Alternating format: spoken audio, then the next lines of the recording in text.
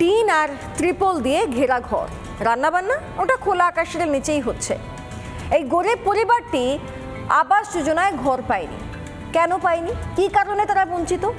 বিজেপির পঞ্চায়েত হওয়ার জন্যই কি এই ঘটনা? বাস্তব দেখুন।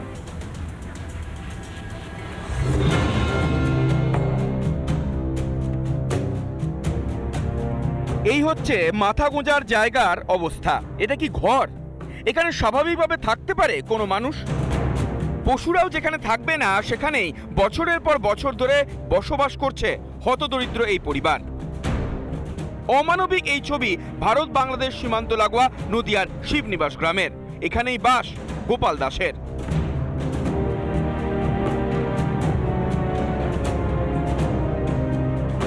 অভিযোগ, গত বছর আবাসের তালিকায় নাম থাকলেও এবছর কোনো এক অজ্ঞাত কারণেই কাটা পড়েছে তার নাম। নদিয়ার ভারত বাংলাদেশ সীমান্তের কৃষ্ণগঞ্জ, আর সেই কৃষ্ণগঞ্জে নিজ ভূমি নিজ গৃহ প্রকল্পের যে জায়গা, সে জায়গা কিন্তু পেয়েছে গোপাল দাস।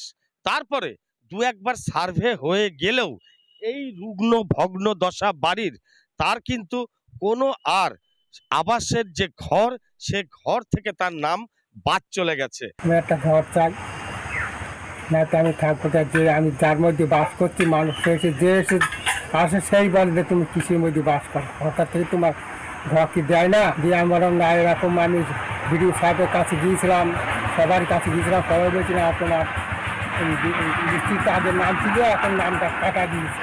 জানালাম তাও হলো না, বললাম লিস্টিতে নাম নেই। আগের লিস্টে তো আপনাদের নাম ছিল? হ্যাঁ, আগে নাম ছিল, নামটা কেটে দিয়েছে। কারা কেটে দিয়েছে? কারা কেটে দিয়েছে কি করে বলবো?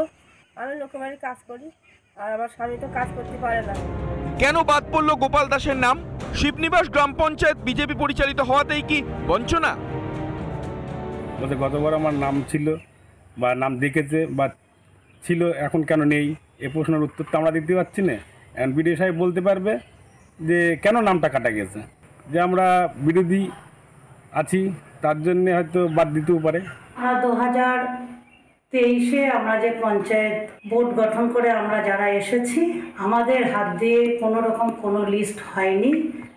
এই লিস্টটা বিগত কয়েক বছর আগেকার লিস্ট, এবং ইনকোয়ারি করে কিভাবে কে আছে কে বাদ গিয়েছে আমরা কিছুই বলতে পারবো না। হকের ঘর পেতে কৃষ্ণগঞ্জের বিডিওর কাছে আবেদন করেছেন বঞ্চিত গোপাল দাস। রাজনৈতিক কাজিয়া চলবেই, কিন্তু গরিবদের হয়রানি কবে মিটবে? হকের পরিষেবা থেকে আর কতদিন এভাবে বঞ্চিত হবে গরিব? গোটা রাজ্যের মতো এই নদিয়ার ভারত বাংলাদেশের সীমান্তবর্তী গ্রাম এই কৃষ্ণগঞ্জেও কিন্তু আবাস দুর্নীতি আবারও চোখে আঙুল দিয়ে দেখিয়ে দিল। ভিডিও জার্নালিস্ট অঞ্জন শুকুলের সঙ্গে পলাশকান্তি মণ্ডল, রিপাবলিক বাংলা। পিচ নিম্নমানের সামগ্রী দিয়ে রাস্তা তৈরির অভিযোগ মুর্শিদাবাদের লালগোলায়। স্থানীয়রা কার্যত বিক্ষোভ দেখাতে শুরু করেন এবং বিক্ষোভের জেরে বন্ধই হয়ে যায় রাস্তার কাজ।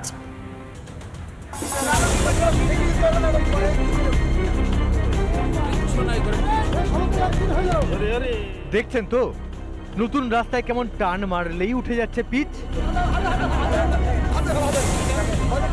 কোনো শাবল গাঁইতি নয়, হাত দিয়েই হরহর করে উঠে যাচ্ছে সবটা। এই ছবি মুর্শিদাবাদের লালগোলার আড়াইমারি এলাকার। হাঁক ডাক করে জেলা পরিষদের উদ্যোগে 15 বছর পর প্রায় 48 লক্ষ টাকা ব্যয়ে আড়াইমারি থেকে মানিকচক যাওয়ার এই 1.5 কিলোমিটার রাস্তা তৈরির কাজ শুরু হয়েছে। নির্মাণের কয়েকদিনের মধ্যেই বেরিয়ে এলো রাস্তার পুরনো কঙ্কাল। আমরা তো ভালোই চাইছি, রাস্তা ঠিকঠাক হোক। হ্যাঁ, ঠিকঠাক হোক। হাত দিলে কি পিচ উঠে যাচ্ছে? পিচ উঠে যাচ্ছে, আপনার ধুলা পরিষ্কার করছে না, ধুলার উপরে পিচ ঢেলে দিচ্ছে। প্রতিবাদে রবিবার স্থানীয়রা বিক্ষোভ দেখিয়ে রাস্তা তৈরির কাজ বন্ধ করে দেয়। পাল্টা গ্রামবাসীদের ঠিকাদার হুমকি দেয় বলে অভিযোগ। রাস্তায় পিচ দিচ্ছিল না, রাস্তায় মারলো এমনি 15 বালতি দেওয়ার কথা, সে 22 বালতি দিচ্ছিল। ওই কারণে একটু ঝামেলা হয়েছিল, ঝামেলার কারণে আমাকে আসতে দিচ্ছিল না, বাধা দিয়েছিল গাড়িতে, যে না গাড়ি যেতে দেবো না, আমাকে হুমকি দিয়েছিল যে কত বামবাজি করবে তুমি দেখবো। যদিও নিম্নমানের সামগ্রী দিয়ে রাস্তা নির্মাণের অভিযোগ অস্বীকার করেছে ঠিকাদার সংস্থা।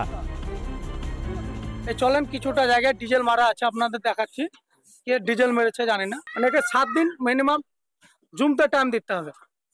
7 দিনে 7 দিন পর উঠবে না। আমাদের ইঞ্জিনিয়ার সাহেব যেভাবে বলে গেছে আমরা সেভাবে ভাবতেছি। জনগণের পরিষেবাতেও দুর্নীতির অভিযোগ। আর কতদিন চলবে উন্নয়নের নাম করে টাকা নয় ছয়? মুর্শিদাবাদ থেকে সৌমিত্র দাসের রিপোর্ট, রিপাবলিক বাংলা। কলেজ ফান্ডের টাকা আত্মসাতের অভিযোগ সাসপেন্ড করা হয়েছে অধ্যক্ষকে, যদিও অধ্যক্ষ এই গোটা বিষয়টাকে উড়িয়ে দিয়েছেন। ইতিমধ্যে এই ঘটনায় জলপাইগুড়িতে আনন্দচন্দ্র কলেজ অফ কমার্সে রীতিমতো উত্তপ্ত পরিস্থিতি। কলেজেই দুর্নীতির বাসা, জালিয়াতিতে জড়িত অধ্যক্ষই। জলপাইগুড়ির আনন্দচন্দ্র কলেজ অফ কমার্সে আর্থিক তছরূপের অভিযোগ সামনে আসতেই শোরগোল পড়ে গিয়েছে শিক্ষা মহলে। কলেজ সূত্রে খবর, ফান্ডের টাকা আত্মসাৎ করেছেন অধ্যক্ষ সিদ্ধার্থ সরকার। গরমিল ধরা পড়েছে এনএসএস প্রকল্পেও। দুর্নীতি ধরা পড়েছে কলেজের তদন্ত কমিটির রিপোর্টে। কোনো স্টাফ যদি সাসপেনশনে থাকে তাদেরকে আলাদা একটা রেজিস্টার দেওয়া হয়েছে সই করার জন্য। উনি প্রতিদিন আসছেন, সেখানে সই করে যাচ্ছেন। তদন্ত কমিটির রিপোর্ট সামনে আসতেই অধ্যক্ষের বিরুদ্ধে ব্যবস্থা নিয়েছে কলেজের পরিচালন সমিতি। আমরা গভর্নিং বডির সিদ্ধান্ত নিয়ে ওনাকে আমরা সাসপেন্ড করে একটা ডিসিপ্লিনারি কমিটি তৈরি করেছি। সেই ডিসিপ্লিনারি কমিটি এখন তদন্ত করবেন। এই বিষয়ে অধ্যক্ষের পাল্টা দাবি, দুর্নীতির অভিযোগ ভিত্তিহীন। হাইকোর্টেরও দ্বারস্থ হয়েছেন তিনি। জলপাইগুড়ি থেকে সুবীরেশের রিপোর্ট, রিপাবলিক বাংলা। নানা ধরনের কন্টেন্ট দেখার জন্য লাইক করুন, শেয়ার করুন আমাদের ফেসবুক পেজ, সাবস্ক্রাইব করুন আমাদের ইউটিউব চ্যানেল। পাশাপাশি অন্যান্য ব্রেকিং নিউজের জন্য অবশ্যই চোখ রাখুন রিপাবলিক বাংলায়।